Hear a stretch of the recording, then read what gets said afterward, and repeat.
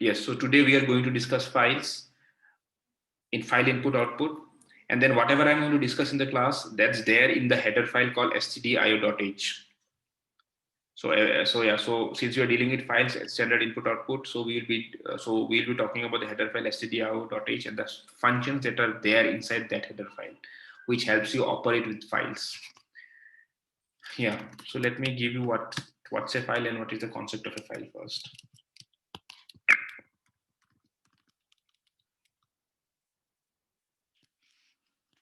Let me write a new program anyways.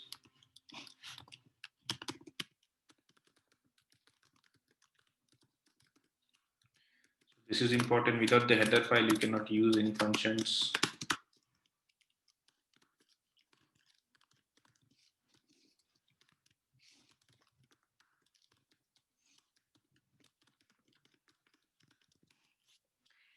Okay. A file is just, so you have your computer and you have a device. I'm explaining the concept of a file. So you have your computer and you have the devices connected to your computer, right? Can you name some of the devices connected to your computer? Fast, guys. Any device. Mouse, keyboard. Mouse, keyboard, monitor, hard disk, right? So then those are the devices, and then you can classify these devices based on whether it's an input device or an output device. So monitor is an input output device, your keyboard is an input device, right? Your hard disk, what is your hard disk? Is it an input device or an output device? Storage device. It's a storage device, but then how, based on input output, how can you classify it? Input device or output? Input device. Input device. But It's it's an an output device also, both. It's an input and output device both. Why? Because Yes. you can store files there, right? You can store files, isn't it? And then later yes, on you sir. can read those files. So it's an input as well as an output device. Good. Now, how do you operate with devices connected to your computer? I mean, those are devices, right? Those are physical things. So those physical things have to have some representation inside your computer, right? Inside your operating system. Without that representation, you cannot talk with those files, right? Because those are hardware. That is hardware connected to your system. So this bridge, right, between your device, that is your actual device, hardware device, whether it's an input or output, and your operating system, this is where the concept of files come into play.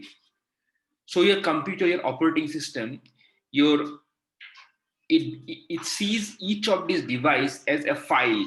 That's all. It just sees it as a file. And then each file connected to a device has a specific identifier. I'll come to it later. What do I mean by an identifier? But just think of it as as a unique number basically, which is linked to that particular device. Sorry, linked to that particular file, which is connected to that particular device. Whenever you want to whenever you want to work on that device, when you want to work with that device, you write stuff or you do stuff with that using that identifier. Not right, as in you do stuff with that identifier, which helps you access the device. What do I mean by that? Yeah, so in your operating system, the file system, there is, how many of you know /dev? There is a directory called /dev. Does anyone of you know what it means, /dev directory in your Linux file system? You can say yes or no, guys. No, sir. Okay, you don't know it. Okay. So No, now sir. I am inside the dev directory, right? So this is this dev directory that I am inside, /dev.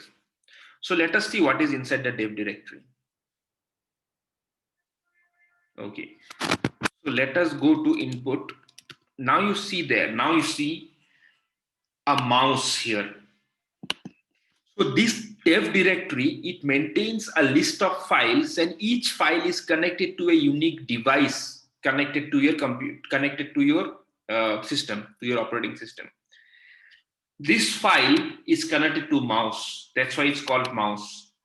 There will be other files which will be connected to some other hardware devices. There will be some files connected to networks also here, I think. So I don't know what it is, but it will be it will have something, some name. There will be some files connected to the USB port on your motherboard.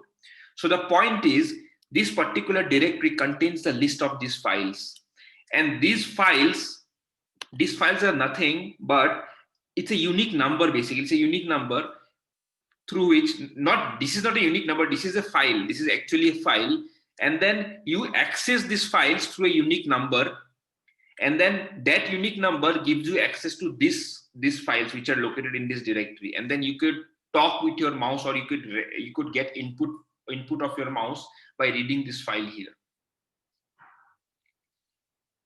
These files are called device files, and this directory is called a device directory, dev directory. So whenever you plug in, just observe this thing next. When you plug in a new device, let's say you plug in a what do you say, USB pen drive. Yeah, USB pen drive. Whenever you plug in a USB pen drive, you do one experiment. So before plugging in, you just say ls and see what are the list of files in this dev directory. And then after you plug in, then you see again do an ls. Then you would see there will be one more file created somewhere which corresponds to that USB device, through which you can communicate with the USB device. Right? So still, I think the things are a bit abstract. So let me go into more details with respect to programming. The point here is that you can talk with devices on your connected to your system through files.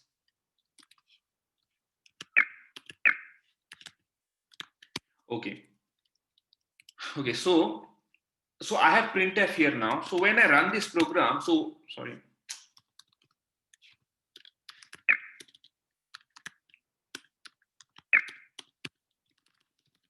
when I run this program, I see a hello world, which is the device to which I just interacted with by running this program. Can someone tell me? Monitor, yeah. So I interacted with an output device, right? But if I go to my program,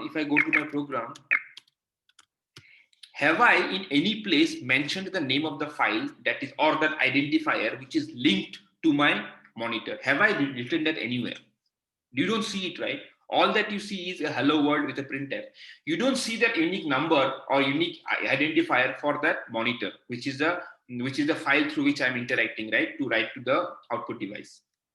Why? Because I don't have to, because printf has that unique number, and printf knows what it is called, and printf uses that internally. That's why I don't see that here. But there is one more function called fprintf now. So what is fprintf? Fprintf is called file printf. So fprintf is not restricted to only your output, that is only your monitor output device. You could actually use fprintf to write to any kind of file. It could be a printer as well. It could be your network. You could write to a network also using fprintf, not necessarily the monitor, right? This is what fprintf is. It can write to any generic device, any generic file connected to any generic device, which obviously has the output capability. It cannot write to an input device, right? So that means if fprintf can write to any generic file connected to any generic device, I have to give it a file, that identifier, right? If I don't give it the identifier, fprintf won't know to which device to write to. That's why I have to give it the identifier. So this identifier is called the standard output identifier.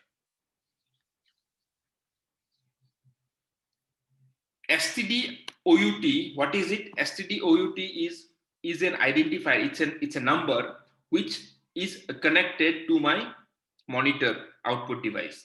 So whenever I want to write to the monitor, I just say stdout, which is the identifier connected to the file connected to the monitor, and I say the string, and then the output goes to the monitor.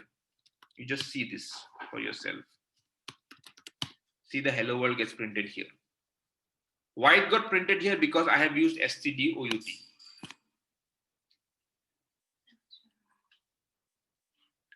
Is this clear?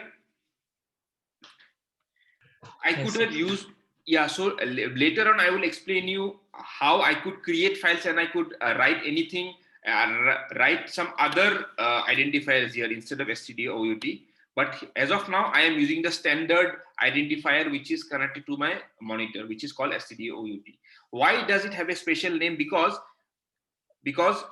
it's defined inside stdio.h as a macro. It's something like, I know that there is a standard output device in my computer called a monitor. That's why it has been given some special treatment. That's why it has a special name.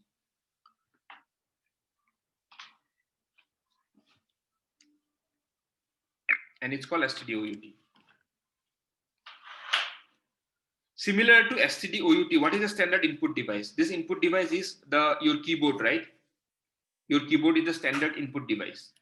So if you want to read data from your keyboard, what do? You say scanf, then you say, let's say you want to read a number, and you say and num. We have done this 1,000 times. Yeah, now you say the number and your program ends. So what did I do here? I just say scanf %d and then the variable name. Scanf knows that it is reading the data from the keyboard, right? Again, it is using a file pointer. I mean, it is not file pointer, sorry. Again, it is using a identifier links to your keyboard. What is that identifier called? That identifier is called stdin. But I am not explicitly writing that out in scanf, because scanf knows that it is going to read it from the keyboard anyways. So we don't have to explicitly write it in scanf. See, just like the way we didn't have to explicitly write stdout in printf, similarly, we don't have to write stdin, that is the standard input identifier connected to the keyboard inside scanf. But there is one more function called fscanf now. So fscanf is called file scanf. It can read input from any identifier connected to any file. That's why if I am using fscanf, I explicitly has to say what kind of file am I reading the input from. Is it the standard input? Is it the standard input which is called the keyboard, or it's some other file? That's why I have to say stdin. Stdin stands for standard input, which is the identifier connected to your keyboard. Now if I do this, you see now again it halts and asks for an input. So this is what is meant by stdout and stdin. Is this clear, guys?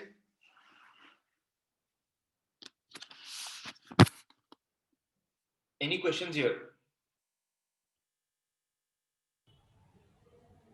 Sir, what is the main motive of today's lecture? Okay, what is the main motive? So we will be talking about file input output today. How do you deal? Why do you work with files? Okay, sir. Did you understand what I just explained? I understood that thing, sir, but that was an example, right? So I wanted to know the Okay, actual okay, name of the fine, fine. topic. Yes. Okay. So these Excuse are, me, sir. yes. I want to add that after using scanf, how directly the number printed? You go. Okay. Sorry. Cool. I go. No, I didn't print a number. Na, I just took as input. Yeah, sir. Got it. Keyboard, yeah. Okay, so now let's actually see what is stdout and stdin, right? What is this actually? What kind of value is this?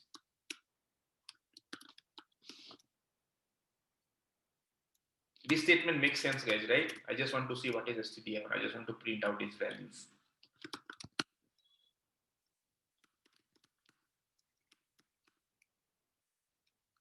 What is it? Tell me. What are you seeing on the screen? You are seeing two big numbers, right?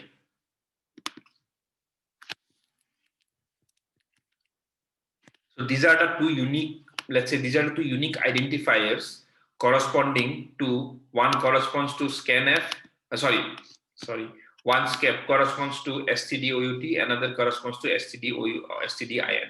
So using which you interact with the mouse, you interact with the monitor and the keyboard respectively. It can be a mic or a camera also, but then you have to do something to get that unique identifier corresponding to a mic or a camera. You have to get that identifier somehow. And the language provides you with the identifier for scanf, for keyboard and the monitor by default in these two macros called, you can name them, right? But then to get the handle or to get the identifier for your mic or for your camera, you have to do some operations. Only then you can get the identifier, and then you can work on that identifier to interact with the device. So can these be identifiers have a decimal value or these are fixed to integers? I will come to that. No, just hold this question. I will clear this. Just remember this question that someone is asking, why are these values changing every time, right? Identifier is one value, right? It should stay the same, isn't it? But it's changing every time. Sir, it is like the computer sees these numbers and then it recognizes that I have to take input from this device, right? Yes, correct. That's how these numbers are linked, correct. Or I have to take input or I have to write output to this device. Yeah. Why are these numbers changing in every run? I will come to that later on. I'll come to that in this discussion after this. But just remember this question. Okay, so that's fine then. Now I will show you what do I mean by a file finally. How to use this concept, yeah. Okay, so this is good then.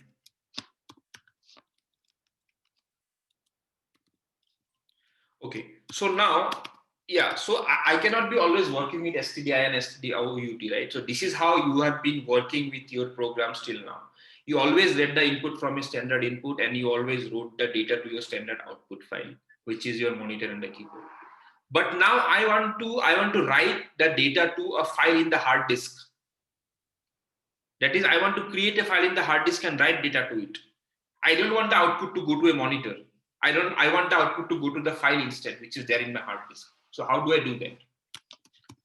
Let me just write the syntax first and then I will explain it to you.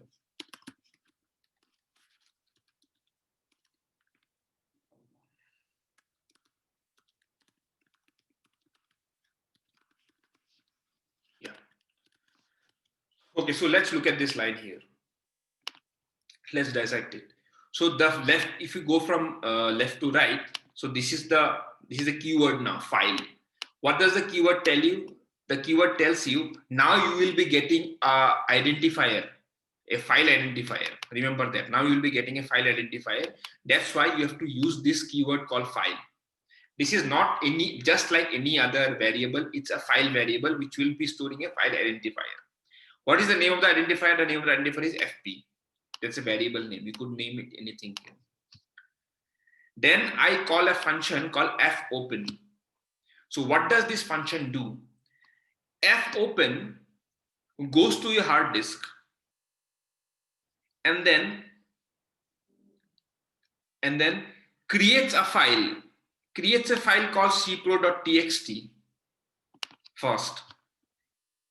So it is similar to going to a particular location on your let's say on your hard disk. Like when you double click, right, then you traverse some folders, right? In your Windows you go double click folder, and when you are inside a particular folder you right click your mouse and say new file. This function is doing the same thing here up till this point. It's saying go to this particular, go there and then it just create a location called just create a file called cpro.txt. The last part here says what are the operations that you want to perform over this file. Do you want to write data on this file? Do you want to read data on this file, or you want to do something else? So this is called a mode. This is called a mode in which you are opening the file. Are you using it in a writing mode, a reading mode, or there is another mode called append mode? I will come to the append mode later on. I'll just write it here. So if it says R, then you have opened it in the read mode. If it is a W, then you have opened it in the write mode. And if it is an A, you have opened it in the append mode. Okay. So that's what this file pointer is. That's what this function called fopen is doing. It is creating a file, and then now you want to write to the file. That's why you are using a W. right? So we are done. So we got a unique identifier for the file, as in the form of the name of the unique identifier is FP. Now to write to the file, what should I do? Tell me. It's very easy, guys. Tell me what to do just to write to that file. I want to write hello world to that file now. What should I do? Printf, and in that we keep FP. Exactly. Instead of std out, we just place FP and we are happy. Okay, someone wants me to explain from fopen again. See, fopen is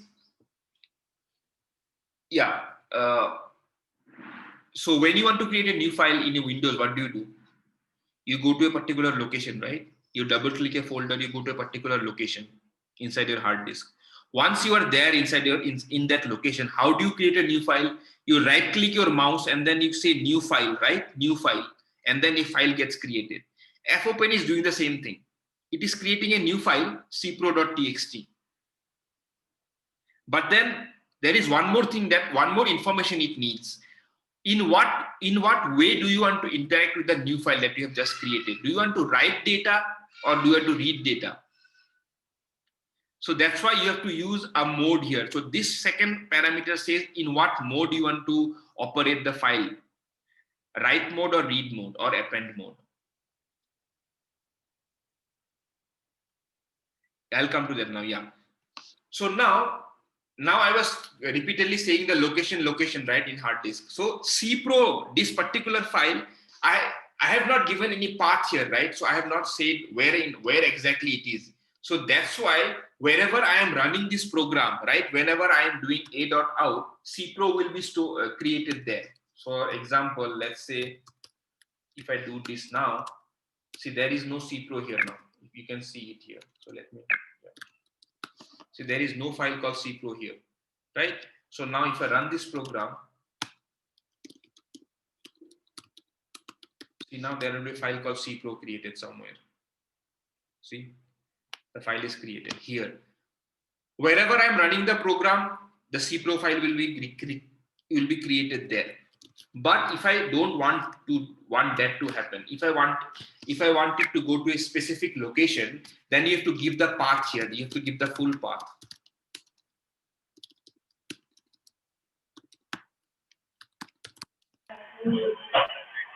If you do this, if you give the full path here, then cpro will be created in that path, in that folder. So cpro will go to homes, my name, and then there is a folder called extra files. Inside that folder, cpro will be created. Now you can go there and see cpro would be there.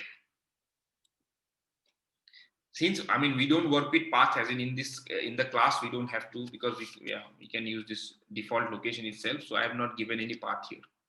But then you can give a path always wherever you want to, wherever you wish to put your file.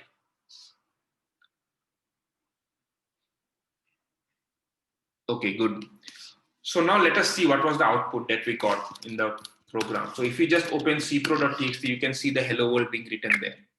So now when I ran the func program, no output is there on the terminal, right? No output. See why? Because the fprintf is not going to the output device, right? It is going to that file now, because I have replaced the stdout with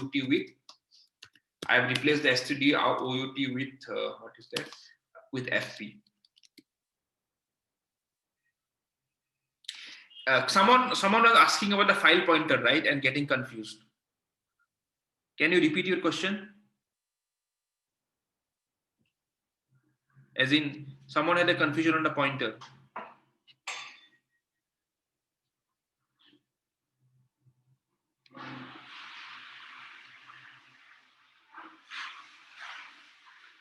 Okay. So I am repeatedly talking about identifier, right? As in this identifier which is linked to fopen, right? But now let's go into what is this identifier actually. So if you just read the syntax here, what is this telling me? It's not an actual number, right? It is a pointer actually, because there is a star operator here, right? So the identifier is a pointer. And what is a pointer? Pointer stores an address value, right? So that number that you're seeing, that is not an identifier, it's a address. But address of what? So this FP is storing an address, but address of what? Now I will tell you why is this, what it points to, what is the value FP actually. So whenever you open a file, right? Whenever you open a file, whatever you write to the file, okay, okay. Let me come at it this way. So you don't directly talk with the file. Remember that, guys. You don't directly, whatever you are writing to the file hello world, it does not directly go to the file. It goes through a buffer in memory. You first write your stuff to the buffer, and from the buffer it goes to the file, actual file.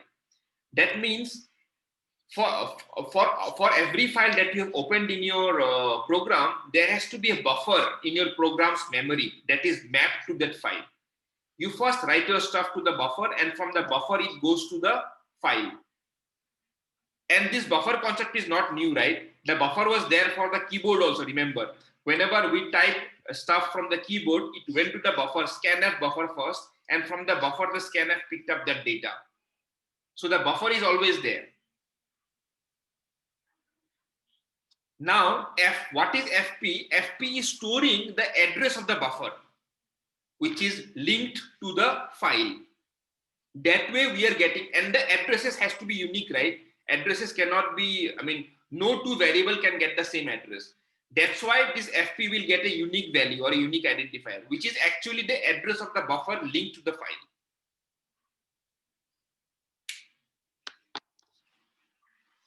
Guys, I will come to the discussion about the append mode, man. I mean, just first concentrate on what is FP here. Don't start chatting amongst you guys now. It's not. Did you understand what is FP? I mean, what is it actually storing? What is that actual identifier value that I was talking about all this time? Yeah, so that's why don't indulge in the chat amongst you guys, man. I mean, this is not good. Don't do this. I will come to the append after this. See, when you are sending data from the keyboard, does it go to your input program directly? It does not. What happens? First, your input from the keyboard goes to a buffer, and scanf is reading the buffer. That means corresponding to every file, there is a buffer allocated in your program's memory, and it is through that buffer that you interact with the file. Similarly, here for the cpro file, you don't directly write data to the cpro file, as in for every character that you type, as in HELLO, right? It does not happen that for every character that you are writing in printf, every time you will go to the file and write it. It first goes to the buffer, that is the entire string goes to the buffer, and from the buffer, the operating system takes the data and writes it to the file without your knowledge. You write it to the buffer and the buffer writes it to the file. So FP holds the address of the buffer. That is this. That's why it's a pointer. It's a file pointer, because pointer will store the address, and storing the address of what? Storing the address of the buffer linked to that file. And since no two variables can have the same address, that's why I was talking about a unique identifier. That's where your file pointers will get a unique value, because the addresses are unique always, right? No two variables can have the same address. Exactly. Each file has this own buffer. Now, if you remember the question that you guys asked me, that why were the two values corresponding to stdin and stdout changing every time? It is because the buffer that was linked to OUT and stdout and stdin, the addresses of the buffers were changing in program's memory every time. I mean, it is not necessary that your buffer has to be loaded in the same place, right? Every time you run your program, your buffer can be loaded in different areas of your program memory. And there has to be a buffer corresponding to stdout and stdin also, right? Since those two are also files, device files. That's why every time I ran that program, stdout and stdin were getting different addresses. And that's why we are seeing different values. Is this clear, guys, the concept of buffers and the file pointers? Yes, sir. Yeah. So these kind of questions would be there in the theory exam. So the questions could be something like, if I have given FP, so what does FP store? Is it FP an integer? Is it an address? What is it? So then you have to pick up, then you have to take the address from your multiple question answers there. Okay, fine. There is a problem with this program. The problem is, even for the same file, yeah, it changed. If you are running it different, I mean, do your variables get the same address every time you run the program? Does your variable get the same addresses? No. Then why would the file pointer get the same address? Because file pointer is just pointing to a location in memory, right? Which is the buffer for that file. So that's why every time you run your program, your file buffer will be loaded somewhere else, and that's why FP will point to some other addresses every time you run your program.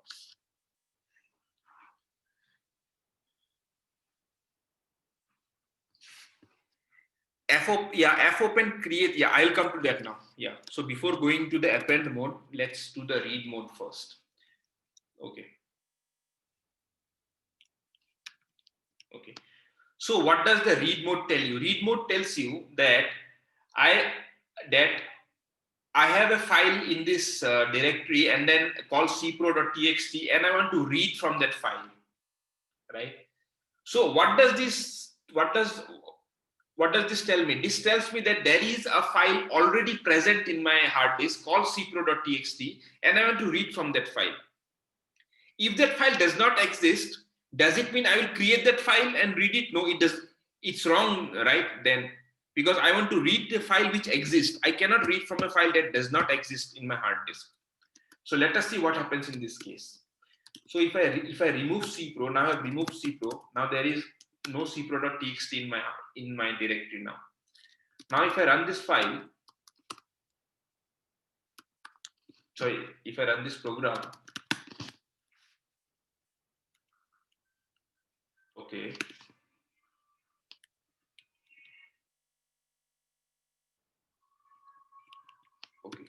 Sorry. Okay, first let me try to write something. Yeah, I have to do some scanf. I have to read some from there. So this is quite simple. So I'll explain that. Wait, scanf. Okay, so let's say I want to just read a number from that file. So the way I read numbers is, okay.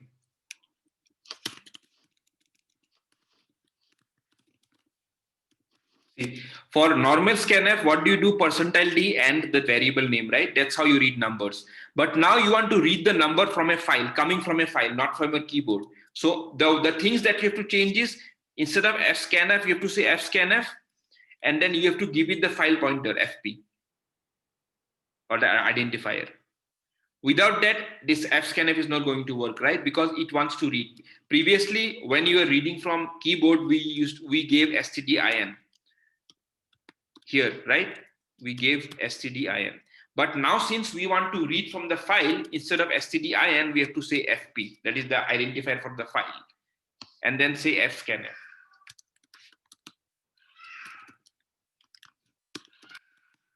See, I get a segmentation fault. Why do I get a segmentation fault? Because I am trying to read from a file which does not exist. Right? That means there is no buffer. That means this fopen did not succeed. This function call here did not succeed, which means there was no buffer created for this file, which means this does not point to any address, and I am trying to do something. I am trying to do something with a null pointer, and that's why I get a segmentation fault. That's why for read to work, this file has to be there in the hard disk, and only then I can read from it. Yes, tell me. So when you previously executed this program, a file called cpro.txt was created. So why does it not exist anymore? I have removed it, man. I have manually removed it. Okay. Just to show you this, that if you do a read, On a non-existent file, you get a segmentation. That's obvious, right? You want to read something from something which doesn't even exist. That's why it's obvious for you to get a segmentation fault. But what is it write? If you want to write to a file which does not exist, right? Similar to a read, something should happen to a write also, right? I mean, I want to write to the file which does not exist. Let's see what happens in that case. In that case, this is fine because, yeah, there is no cpro now. Say, nothing happened. I'm getting correct data. I mean, this is worked fine. Why? Because the write by default, it first looks in the directory and sees, is there a file called cpro? If it is not there, it creates a file by default. It is creating the file and then it is writing to it. Yeah, it is creating the file at that moment. Good. Now there is one more problem here. See, I have run this code multiple times. But then if I open my file here, I can see only hello world.txt. So what is happening here? Every time I run this program, whatever was there in the previous version of the file, everything is removed, and then the file is written new. As in, all the things are removed and the new, and whatever the things you are writing now in this run of the program, those things get written in the file. All the other older things, older data are removed. Older data are just erased from the file. But this is not a behavior that you want your programs to. This is not a behavior that you would expect, right, from your programs. Why? Because imagine you want to maintain a database of some daily activity or daily expenses. So every day you would be updating the same file, right? So if you just remove everything from the previous day and you write new data every day, so that means there is no way for you to look back at whatever you did in the past, right? So that means there should be a way in which you could write to a file by keeping the data that was there intact from previous runs. So this is where the append mode comes into picture. Exactly. So now let me use the append mode here. What was it called? F4, yeah. So instead of write, so append is write append, obviously, because append means you have to write something in an append mode. So yeah, so now you say append. Let us use a \n here to make it more clear. Yeah.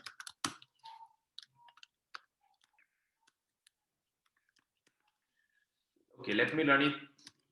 Okay, this is already there, I think. So let me remove it first. Let me remove cpro first. Yeah, let me run this code now. Once. See, hello world is there once. Let me run it again. I see it twice. Let me run it again. I see it thrice. Let me run it again. I think you get the point, right? So when I do an append, all the previous data is intact and I just add a new data to my file in the append mode. If I don't use an append mode, what is going to happen is all the other previous data is just going to be lost and the new data would be written over it. So this is a very important mode when you want to maintain your maintain a database. Yes, tell me. I didn't get that what you were doing at the end to make it hello world come again. You didn't get what? I didn't get what you were doing at the end to retain the data. I just changed the mode here. That's it. Oh, okay. You get it, right? I changed the mode. So instead of just a default write mode, so in the default write mode, what happens is everything is new and then you write the new data onto the file. All the other previous data is gone. But if you use an A here instead of a W, this A here, so what happens? All the previous data is intact and then just the new data gets appended to the file. So that way you don't lose your previous data. Got it, sir. Yes. So can we also read from append mode? I think so. Yeah, you can. So, yeah. So now you can mix modes basically. How do you mix modes? You can say R. You can mix modes. Now you can do a read as well as an append. So here we can both read and write in this file. Exactly. You can read and write. So basically, *fp creates a buffer for all these modes, right? Yes. different kinds of buffer for all of this. Buffer is not related to the mode. Buffer is related to the file only. Mode is just a mode in which you operate with the buffer. That's it. Because I mean, like when we are in the write mode, there is an empty buffer now created in which we enter the values, we enter the string or whatever. it is. Yes. But in the read buffer, the buffer already contains some values now. So aren't they different? Yeah, I think that's a very good observation actually. So what he's saying is in the write mode. So the buffer is that buffer is like is an output buffer, right? Because you're writing there. In the read mode, the buffer will be an input buffer, right? Because you're reading from the buffer. That's what you are saying, right? Yes, sir. Yes, sir. Yeah, I think in that case, I think there would be two buffers created, but I think you can operate it with the same name, FP. I mean, somehow, let's say within the same buffer space, one area would be reserved for writing and another area would be reserved for reading. Do you get it? Yes, sir. Yeah, that's a very good question. Fine. So these are the modes, and you can mix and match the modes by using both the identifiers together. You can just say WR, that is write and a read, or a WRA, write, read and an append. But don't use WA because this does not make sense, because write and append are the same thing, right? So yeah, so use A always if you want to do an append, right? There is another syntax, you just do plus here. Plus means write and, so this here and this means the same. You can also do a R plus, which means RW. Okay. So append is basically like the right thing only, but it just does not delete the previous data. Exactly. It's a write with append. It's a write with append. Okay. Yes. Okay, good. So, yeah. What else? Okay. So now let us write something to a file and try to read it back, right? So, okay, so what do you have now? Let's now operate in the read mode only. So what do you have in the file, guys? We have a list of strings, right? Hello world. Okay. So how do I read a string from the file? Any suggestions?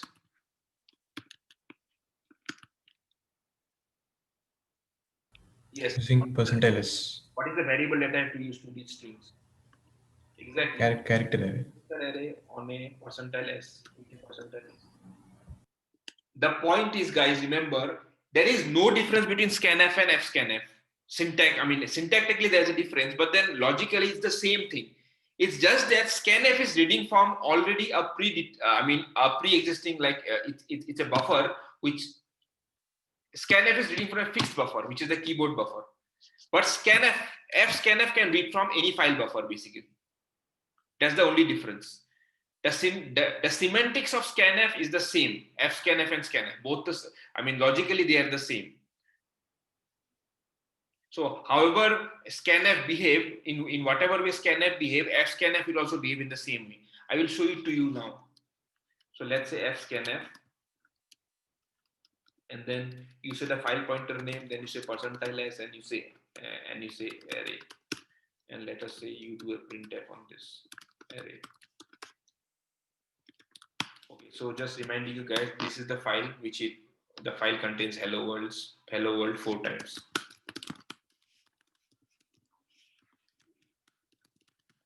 See, if you run it, what happens is scanf reads the file, but then it only reads hello, not the hello world. Why is it so? Because that's the default behavior of scanf, right? With strings, it just after the white space character, it stops reading the string, isn't it? That's the default behavior of scanf. So that's what I meant by fscanf and scanf are the same logically. The only difference is in scanf there is a hidden stdin, but in fscanf there is no hidden file pointer. You have to explicitly write the file pointer or the identifier. Yeah. But then the question is, how do I read the entire file now? I want to read all the strings that is there, right? So as someone suggested me in the morning batch, we can use there is a function called So there is a function called gets. I think you guys know what is a gets, right? It allows you to read a string from the keyboard. So there is something called fgets. So what is the syntax of fgets? It's quite simple. You just say, yeah. First you have to say what is the character array's name? Because for gets, what it was, the gets syntax was gets, and you just say the character array name, right? But for fgets, you need 2 more parameters along with the array name. So array name is there in the first parameter. The second parameter is how many characters you want to read from the file. How many characters you want to read? Let's say you want to read the first 20 characters from the file, and then you say the file pointer name fp. Now let us compile this program and see.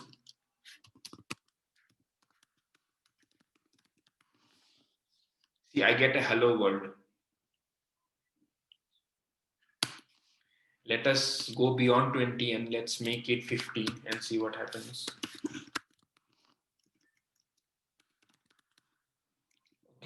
Okay, that's fine. So fgets is a delimiter, I think. So let me do one thing. Let me put everything in one line. And it would make sense. Yeah.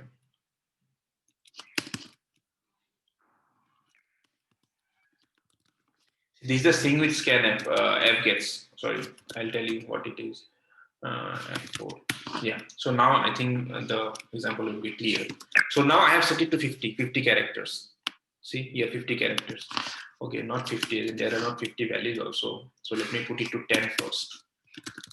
And let's see what do you get here. See, I get a hello world. So this will be 10 characters in total. So now if I change this 10 to, let's say 20, I will see some more characters come up. See, I see some more characters. So this way I am seeing more characters here. So if I increase it to, let's say 200, there are no 200 characters here, right? In the file, in one line. So what will happen in this case? It will read the entire thing, whatever is there. I mean, whatever it could satisfy with. And other things, since there is nothing there, so it will just not read it. I mean, it will just come out. So now I have read all the characters that are there in one line, single line. So this value here tells me how many characters to read off from the file that is loaded in one line. And the last parameter is the file pointer, obviously. So is this clear, fget syntax? I will come to that now. Why if hello world was in separate lines, why was I only seeing hello world, even though if I have put a very big number here? Hello, sir. Yes, tell me. Sir, the number of characters it will read, just for example, we have kept here 200, will be irrespective of the character size we have specified for 100. Okay, I think that should not matter. I mean, you will say this, right? Yes, sir. So what will there is error here. So what will fgets do is it will try to read 200 values. First, there aren't 200 values in the file, right? There aren't 200 characters in a line. So whatever it could read, let's say it read up to 30 characters. So it will put 30 characters in array from 0 to 29 and then exit. But let's say there was in fact 200 characters, but then you have an array of size 100 only. So then all the other things will just get truncated. There will be nothing to store then in the array because the array will be full. Okay, sir. Yeah. I will come to UF now, Karthik, later on. Yeah. Just give me some time, I will come to that. Okay. But there is one interesting point here. See, guys, when I had everything in a single line, I didn't observe this in the morning batch actually. So if I have this in a single batch, right? So I am reading the characters and as I am increasing the character count, I am reading more and more characters from my file. But if all these lines are in hello worlds are in different lines, then what happens here? See, all these are in different lines, right? There is a backslash n at the end of each hello world. So let us see now what happens. See, now even though I have given it a bit size of 200, but it is still reading only the first hello world. It is not even going to these 3 hello worlds here. Why is it so? Because the delimiter for gets is \n. So how does fgets operate is, I mean, logically that's how it operates. It will read this file, and then it will read character by character, and then the moment it sees a \n, it will think that this is the end of the string, and then it will store that string in ARR. That's it. It will not even go past the other strings. Why? Because you have just used it once, right? So then if it got one string, it is happy with that.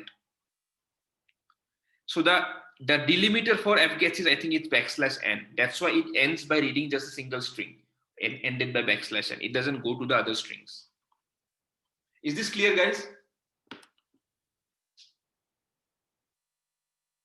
Good. Yes. Now, how do I make fgets go past the first string? As in, I want fgets to read the entire file, right? I don't want to stop it at the first hello world only.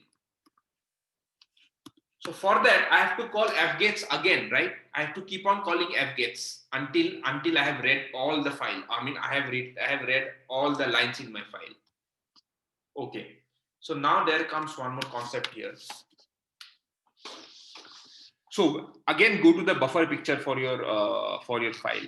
So you have a buffer created in your memory which corresponds to your file, right? So whenever you do something on the buffer, that change is reflected on your file.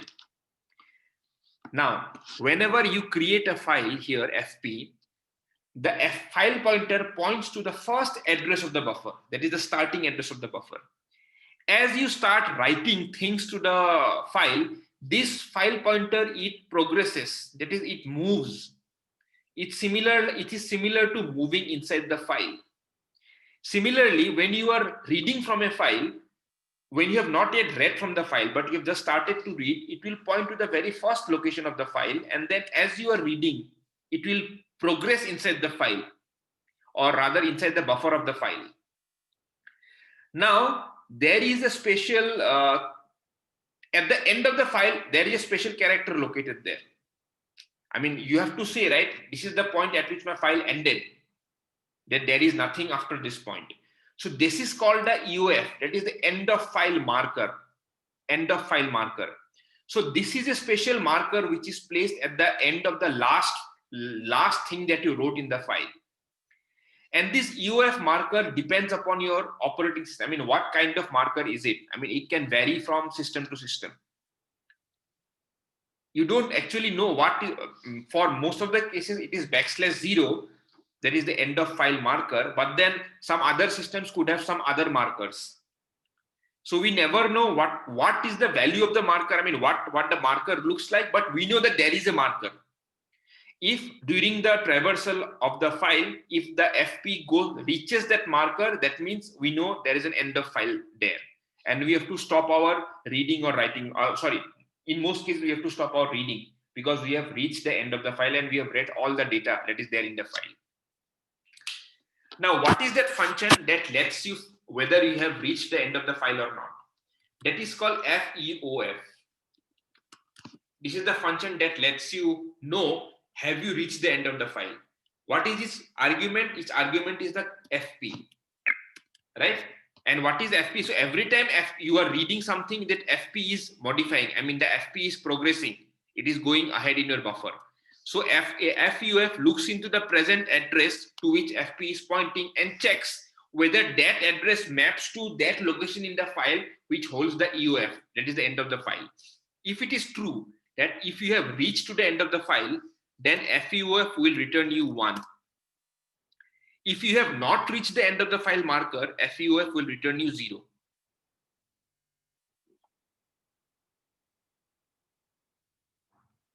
So this is what FEOF is.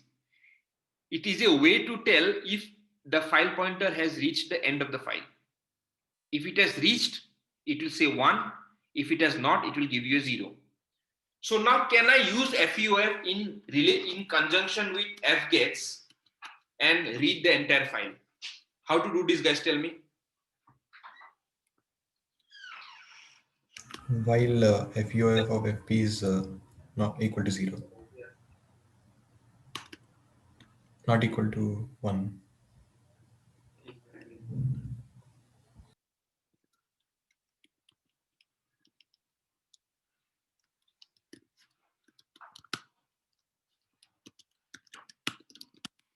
See, I read the entire file. Yeah, every file will obviously have an end of file. I mean, yeah. And we don't put the end of file manually. The end of file is there. The operating system puts it by default. We don't have to work with the end of files. It's 1 o'clock. Good. So this is the way in which you could traverse the entire file and you could read the entire file. Sir, what did this backslash and you just entered it? Sorry? You just entered the backslash and here, no? This is a Where the printf pointer is.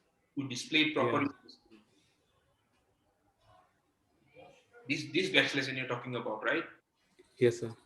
And this is a formatting thing, man. I just wanted to make it pretty. If I don't do this, then No, actually there is already one na, in the. Let's see that. That's a very good suggestion. Yeah, exactly. There's already one. Yes, sir. Thank you.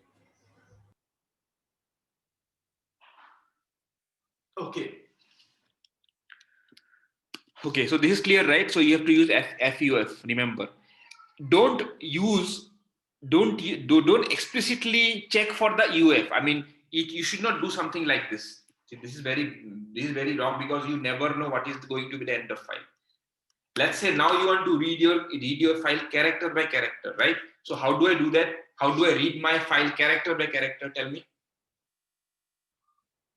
quickly, guys. Getchar. Exactly. Either you use the getchar or use the app scanner with your percentage C.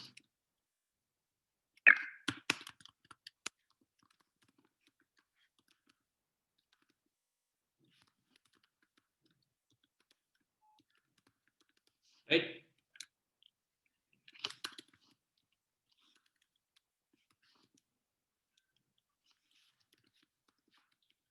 Now I will be reading all the characters that are there. See, I just read all the characters. See, every time there will be a backslash n. See, the backslash n means 32. The ASCII 32. This is HELLO 32 backslash n. HELLO 32. Something like this. Exactly. Now, see, now at the end, so there is something weird here. What is at the end? See, there is 2 backslash 10 10. What is this 2? What are these 2 10 10s? Tell me. I think that is backslash 0, yeah, which is the end UF. So what I don't want you guys to do is this. This is fine. This is a perfectly good syntax. You should always use FUF. So never do this. So you should never manually check for the UF. As in, you should not put it to an infinite while loop and you don't do this manually. That is, if ch equals to, I don't know if this is a number or not. Yeah. Don't try to do this because sometimes it will work and sometimes it may not work. Right? UF is a special this one. I mean, what is this called? It's a special macro which holds that value UF. I still don't know what is UF. I mean, I don't know what character is it. So that's why I did not use the explicit character. I mean, as someone was saying, it's the UF might be a backslash 0, but I don't know that, right? I don't know what it is. I mean, for this system, what is the UF? That's why I use the word UF. This explicitly tells me, okay, whatever UF it is, just compare it with the character. Let's see if this thing works.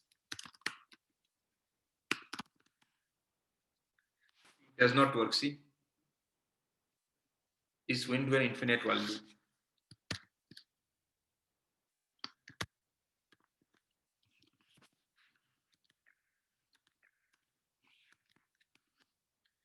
I have done that, right? See, I have read the character from there and I say if ch equals to UF, then break, else printf. But then this thing never, this was never true. So something weird happened here. So that's why never use this kind of logic to break from reading your file. Always use this FUF. This function is quite safe. It actually tells you where is your end of file, and it comes out once you have reached the end of the file. Sir, Yes. in the previous output, there were 2 tens in the end, sir. 2 end of file characters. Why was it so? Not this infinite thing. The one which you told was the correct method. Yeah, this one, right? Yes, sir. In that one, I think I saw 2 tens. I also think I saw 2. 2 tens. Why is it so? So yeah, maybe that's why I'm telling you. Maybe in this system, the UF is this value actually. There are 2 things which marks the UF. I don't know that. Okay, sir. It could be this. There are 2 things. That's why when I use FUF, FUF actually checks for that. Has it seen 2 backslash zeros? And it means, okay, I've got it. That's why don't rely on this logic that you will manually check for UF and then come out of your program, come out of your loop. Always use FUF to come out of the to come out of your loop in case you reach the end of the file. Don't manually check for UF. That's what I'm trying to tell you. Sir, then why don't you once use that 2 backslash zeros things in that if statement? So the last 2 backslash and the first backslash is getting printed by this printf statement, and that %d is printing /0 and it's exiting, I think. You are correct. You are correct. That's what it is. Sir, I didn't get what he said. Can you please explain? See, this will be clear in this example. Let us not store characters. Let's do one thing. Let's store some numbers now. I have some numbers.txt. Yes. 10, 11, 12, 13, 14, 15, 16. I want to read this file in my computer. How do I read this file? Tell me fast. What is the first step? I have a file called numbers.txt. How do I read this file? First, change the name of the file. Now, what does my file contains? It contains integers, right? So I have to say integer. And say here I have to do numbers.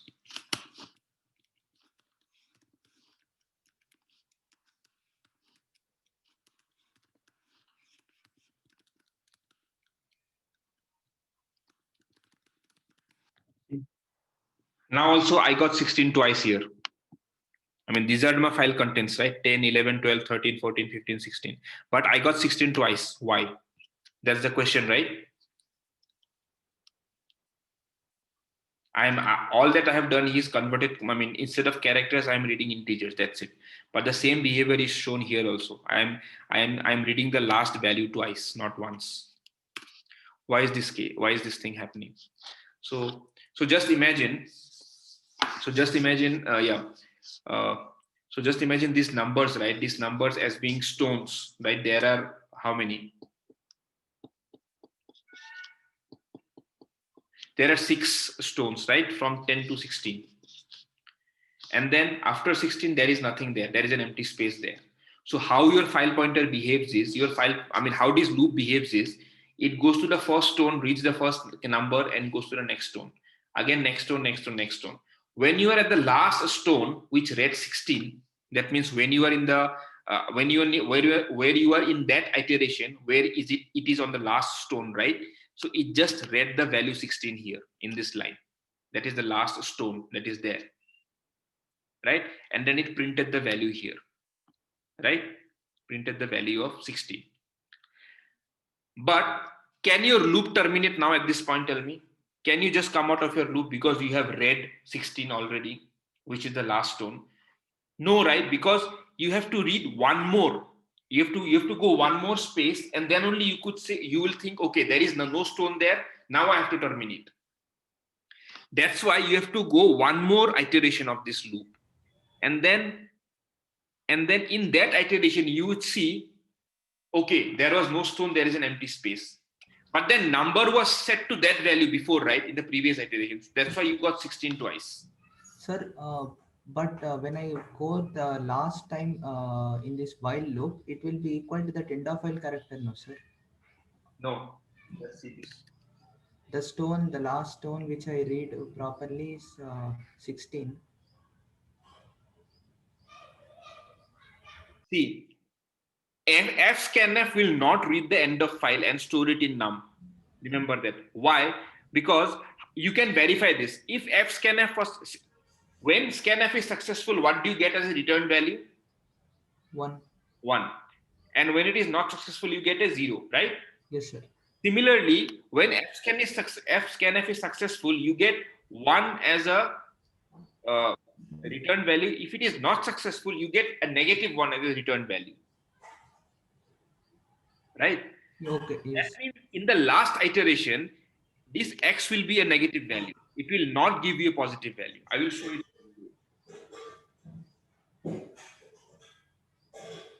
Let's see this.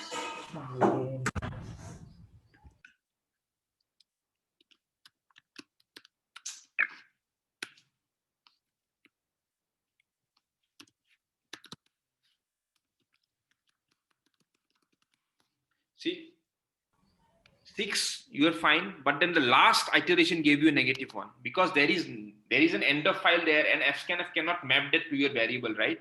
So that's why the Yes. iteration would happen, but num will still hold the value 16. That is, it will not get initialized again. Okay, sir, understood. That's why it got. That's why it printed twice. Sir, but why did it even enter the loop? Okay, you didn't get the example then, right? When you are at the last position, right, which holds the value 16, Yes, sir. can you just exit from there? Can you exit it? Yeah, like when the last number is 16, it is printed, then the pointer FP will be at 16, right? Exactly, it will be at 16. Yeah, But so can you at that point tell me, is it an end of file? no. You have to go one more position, right? Only then when you see the empty space, then you would say it is an end of file, and then you will come out. Okay, so the pointer moves after we read the character. Exactly. Otherwise, how will it move? It has to move after it read the character, right? Okay, yes. That's why it will go one more iteration, and then it will see, okay, I have reached the end of the file, and then it will come out. Okay, so got it. So then if you use num++ in the last line of the loop, then will it print 16 and 17 for the next time? Num++. Yes, sir. Why do you want to do that? Okay, here you want to say what? Where? Tell me where you want to put it. Before the printf, right? Here.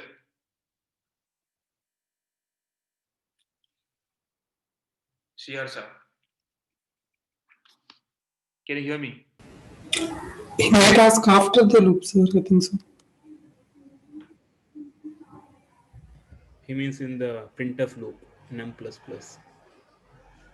In the printf only.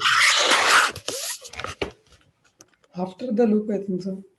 How does it matter, guys? Whatever I do with num++, it will not get initialized once more. You have to put. Actually, it was printing twice, no, sir. At the end, have to check that. Well, I've already told you, right, why it is printing twice. Because after it has, after you have placed 16 in num, it will stay as 16. I mean, it will not change. But then loop will get iterated once more, right? That's why 16 value will be printed twice. Sorry, like I got disconnected. I just joined now. Again. You want to do this, right? No, sir. Num++ as a last line, like not here. I mean, that should work too. Like not this one. In the last line of the loop, we can use a num++. Okay, it's both are same. Okay. Here you want to put.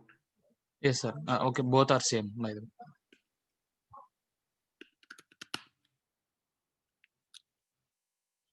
Yes, it will go 17, right? Yes. Yes, sir. Yes. Okay, fine. Okay, so this is FUF. And then finally, this is one more function that will explain it to you. See, I have explained you fscanf and fprintf, right, in details. So there are a host of other functions. For example, this is your other functions. There is fputc and fgetc. You can read the syntax again. So this will help you write one character and read one character at a time from the file. Then there is fputs and fgets, and then this will help you read strings, one string at a time, or write one string at a time. And fread and fwrite. So you can read the syntax of these functions, but then they almost do the same things. So this c, getc and putc helps you write characters. Puts and gets helps you write strings, and fread and fwrite helps you read blocks. I mean, just read on fread and fwrite at the last. So this is chapter 22 of your book. So you can read chapter 22 and you will find about fread and fwrite. So I have just given you fprintf and fscanf. Other things are similar. Okay, so at the very end, so there is one more function called fclose. So what is this function? So yeah, so you open, so whenever you create buffers, right? So let's say you have many files here. So you have created many buffers here with different file names, 1, 2, 3. Sorry, we have created many files here with different name, obviously, not the same name. So you have created 1. Right, so you have different files and you have different file buffers. So now what you want to do is, finally, when you are done with your when operating with the file, you would want to close the buffer that you are using to contact or to communicate with the file. So this function fclose does that. It closes the buffer. After closing, if you want to do a scanf again, this will not work. If after an fclose, if you want to do this again, this is not going to work because you just closed it, fclose.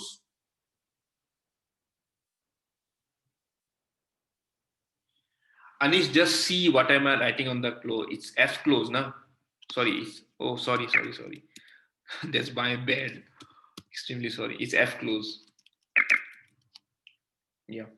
So once you are doing fclose, that means it closes. The file is closed, the buffer is closed. If you do an fscanf, if you want to do an operation after closing, then it's not possible. You have to open it again, and then only you can operate on the file through that buffer. So fclose closes the buffer, which is linked to that file.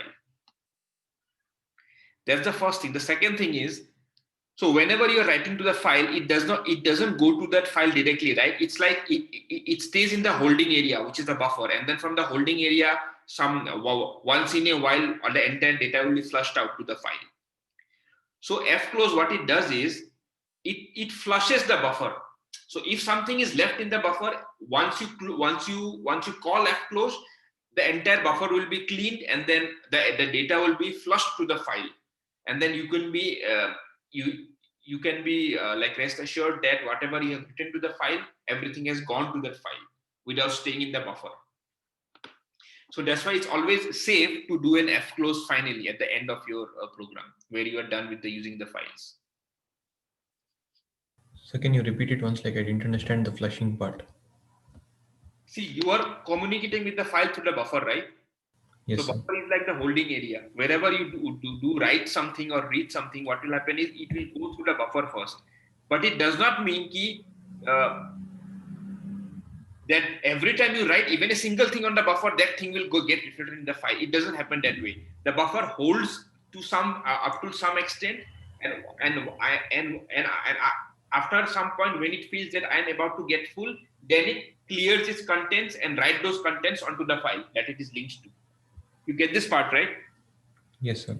Yeah. So now let's say you just don't use an fclose, right? And you leave the buffer as it is. What might happen in some cases is the data might stay in the buffer, but it has not gotten into the file. It is just staying there. So when you do an fclose, what will happen is this buffer, whatever data is there, if any data is left over in the buffer, which should have been there in the file, that data gets into the file. It is flushed into the file, and only then the buffer is cleaned. Sir, but we are reading the things from the file, right? Yes, I am talking about a writing scenario wherein you want to write the data to the file. Okay. So in that case, nothing should be left in the buffer, right? So if Yes, you are sir. writing a student record, let's say you have written a last student data is in the buffer and you have not flushed it out yet. that data might get lost, right? So it's important and essential that you flush the buffer before you close it. And fclose does that. It flushes it and then closes it. Okay. Then what is the what will happen in this case? Like if we use it for the reading purpose? Then I think that should not be an issue because anyways you have read the entire file, right? Because with the EU thing here. So yeah, so that's good. Even if you don't use an fclose, it will work here. Okay. Okay, good.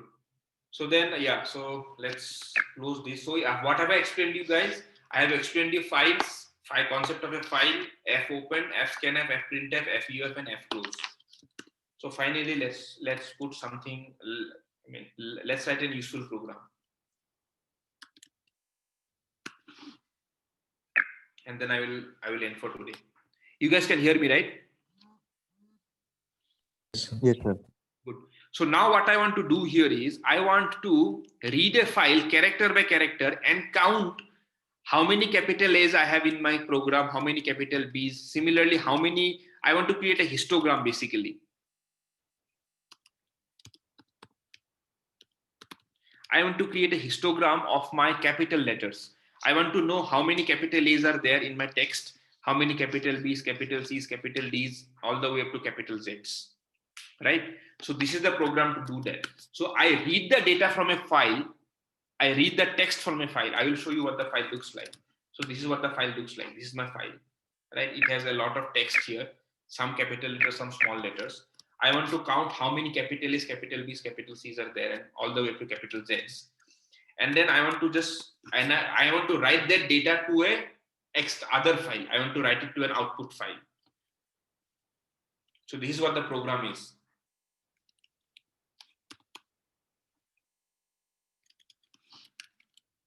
Yeah. So the input file is where I will be reading from, is what I will be reading from. And the output file is where I will be writing to, right? I will be writing the histogram out to the file. So does these lines make sense to you guys? Tell me now. I have explained this already in the previous program. Just look at these lines here. It should make sense.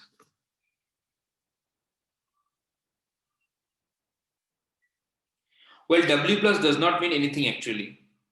So that's fine. I mean, you are free to use W always. Don't use W plus. That does not make anything because plus means a write and then you are already doing a write. So W plus does not mean anything. Okay, does this while loop make sense to you guys? For everyone? Guys, reply fast. I don't have time. I will just take 10 more minutes. Yeah, it's quite simple, right? You have an FP0 and then you just read a character by character and then you put it in the histogram only if it is successful, right? I mean, you do this check, right? If greater than 0. Why? Because if the fscanf has read a value successfully, and then only you will get a positive value, and then only you will go to that particular location in the histogram and increment that counter there. Sir, the histogram CH++ should be in the brackets. Like plus plus should be in CH++ should be in the square brackets, right? No. You understand the concept of histogram, right? Yeah, histogram is a fancy word, man. I mean, otherwise it's very simple. See, all that I'm doing is, let's say, tell me a number now. Let's say capital B, capital A. What is the ASCII of capital A? 65. Yeah. So here 65 will be there, right? So what will happen is, see, I have initialized all the entire histogram to 0, 0, 0, right? Okay. How many? Okay, exactly. Yes. I got here, it. what is happening is histogram 65, I have initialized to 0. Right? Okay, it is incremented to 1. Plus. That means I have got one instance of capital A, that's why it got incremented once. So the more I see, the more this particular value 65 location will get incremented. And finally, when I finish the histogram here, I can see how many B's, right? Yes. Good. I think it makes sense to everyone now. Yeah. So if I just run this program, let's see what I get. Good.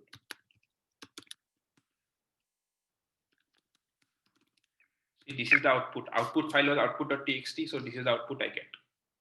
See, there are 19 A's, B's, C's, D's, and all the way up to Z. Right? Any doubts here in this program?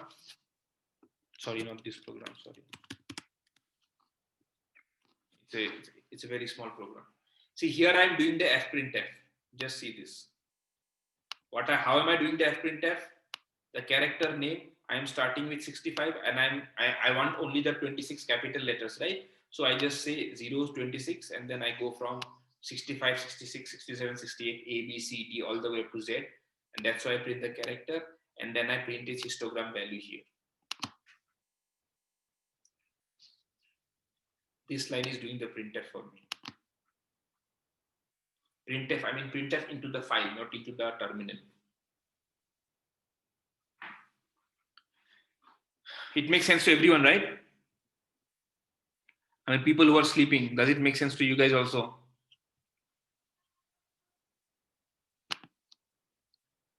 Okay, if it makes sense, then let's go to the next thing here. Yes, good. Now you have, yeah, this is the last 5 minutes of the lecture. So basically we have kind of developed a tool, right? What does the tool do? The tool opens up a file, reads character by character, and finds out the capital letters, right? The frequency of the capital letters. That's what this tool does. So I can use this tool. Why should I only be limited? So if I want to use it on a new file, let's say I have one more file called input2.txt. What is the change that I have to do in this file? Tell me, to process that new file that I have. What is the one change that I have to do in this program to process a new file called input2.txt?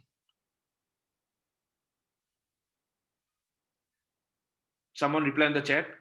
Yes, exactly, dude. It's as simple as that. Just change the file name. That's it. Input2.txt. If you want to process one more file, just change the file name, input6.txt. That's it. Change the file name and it will work independent of any file, basically. But there is a problem here. What is the problem? You have to every time open the file, open the code and compile it, right, with the new file name. So what if you want to use this as a software and you want to give it to someone else? So what can that someone use this? You use your code on any file without having the source code. Is it possible for that person to use it? It's not, right? Because that person has to have the C code. Only then he will go inside the C code, change the C code, compile it and run it. That means that person has to have, first of all, a C compiler set up. He has to know C, he has to change the file name, and then only it can run it. But that's a very bad way of doing it, right? So what if I was to tell you there is a way to do this without even changing the code? This is where the concept of runtime parameters, command line arguments come into picture. Runtime and command line parameters are the same. What if I was to tell you that you can do this? Whenever I'm running a.out, I could actually give the file name as an input. I can actually say, process this tool on this file. Now I am giving the input, that is the file name, as an input to my program. This is the program. The program remains the same, right? It's executable. But the name of the file, I am giving it from externally, from my command. These kind of parameters which I provide to my program from externally through my console, these are called command line parameters or command line arguments. Is this clear? The concept, is this concept clear? What I'm trying to tell you here? Yes, sir. Like what is the no, it is the command line arguments are the inputs to the executable. Exactly, it's an input to the executable. Exactly, you have put it correctly. Yes. The executable, just like any function that you when you do a function call in your program, what do? You say function with the parameters, right? So this parameter is a parameter to your executable now, which you can use inside your program. So what kind of argument do I want? I want the name of the file as an argument. Yes, sir. Right? Okay, so this is the concept of command line parameters or runtime arguments. Now, what is the syntactic change that I have to do in my program to make this happen? That's what I'm going to explain you now. First, you have to write main in a certain fashion now. You have to include these two parameters in main.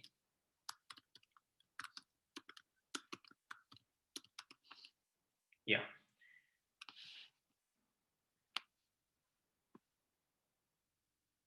I put this in chat so that you guys remember it. Yeah.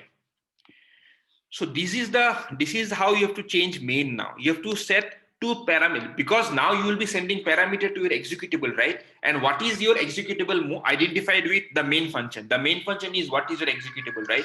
So that's what there. So that's why you have to actually now say two parameters to main, and these parameters is what you will be interacting with when you are sending input to the function. Sorry, input to your executable. So what are these two parameters? So let me explain to you that. So by the way, these names can be anything. I have just used ARGB and ARCC because this is what the norm is. But then you could use any name here. But the data type should be like this only: integer and character pointer array.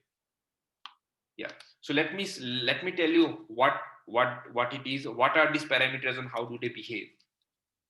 So let's say I have an executable a.out and I want to send this these four parameters, four arguments or inputs to my executable. So how do I do this? I just say me, you, there, and go with spaces.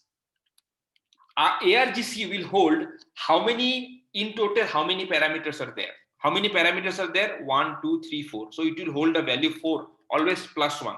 It will hold the value 5. That is 5 parameters are going in, or 5 arguments are going into my executable. It will hold the count of the number of inputs that are going into your executable. ARGB will, this is an array, right? Array of character pointers. ARGB will hold these values, which is the actual parameters. ARGB, yeah. Forget ARGB 0 first. So ARGB 1 will hold me, 2 will hold you, 3 will hold there, and 4 will hold go. So all these parameters will be loaded into this array here, ARGB 1, 2, 3, and 4. ARGB 0 is special because ARGB 0 will hold the name of your executable. This is how it is like. I don't know why it is, but ARGB 0 holds the name of the executable. That's why your arguments will be loaded in 1, 2, up till whatever number of arguments you have here. So this is how it is. This is how it gets loaded, your input parameters to your executable, using these two variables here in the parameter list of main. Okay, now if this is clear, I have compiled histogram.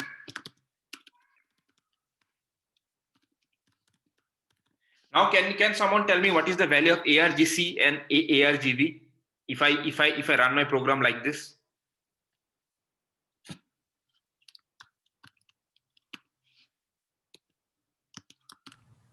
Like ARGC expects an int value, right? No, ARGC is, it does not expect, we don't initialize ARGC. ARGC is initialized based on how many parameters we have sent here. It initialize automatically. So ARGB 0 will hold a.out and ARGB 1 will hold what? This way, numbers.txt. This is how it will, this is how these two variables will look. ARGC will hold the value 2 because there is one argument, because there are two, this is 1 and then plus 1 always. So numbers.txt is one argument, right? So plus 1 is 2. ARGB 0 will hold the value, the name a.out. ARGB 1 will hold this name, numbers.txt. Okay, so if this is clear, since ARGB 1 holds the input file's name, so all that I have to change here is, for me to process any file, I have to just change it to, now I'm done. Now my program can read any input file name from the command line and then process this thing, whatever code you have written on that file.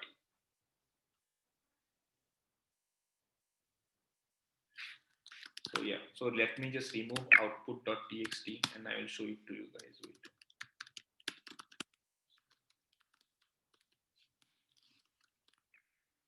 See, now if I run output.txt, I get the same. Oh, sorry. Yeah. Why did I get a 0, 0 here everywhere? Can someone tell me? So because in the number.txt, there are no these ABCD, there are no alphabets. I gave this file as an input, right? So that's why. Yes. So now if I change it, if I say it's called input.txt. Sorry. See, I get the output correctly. So do you see the magic here? I mean, without even changing the code, I am just passing new files here as an argument.